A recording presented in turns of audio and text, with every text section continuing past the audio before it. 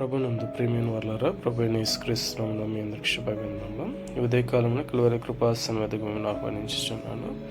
2 సమూయేలు గ్రంథం 23వ అధ్యాయము 1-7 వచనం చూసుకున్నప్పుడు, అభిషిక్తుడైన దావీదు చేత యెహోవా ఆత్మ పలికించిన వాక్కులను ఇక్కడ వ్రాసి ఉన్నాడు.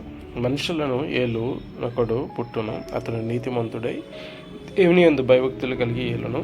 ఉదయకాలపు సూర్యోదయ కాంతి వలెను, మబ్బు లేకుండా ఉదయించిన సూర్యుని వలెను, వర్షము కురిసిన పిమ్మట నిర్మలమైన కాంతి చేత భూమిలో నుండి పుట్టిన లేతగడ్డి వలన అతడు ఉండును. నా సంతతి వారు దేవుని దృష్టికి అనుకూలలే కదా. ఆయన నాతో నిత్య నిబంధన చేసి ఉన్నాడు. అది స్థిరమైనను, దేవునికి పూర్ణానుకూలము. అది నాకు అనుగ్రహింపబడిన రక్షణార్థమైనది.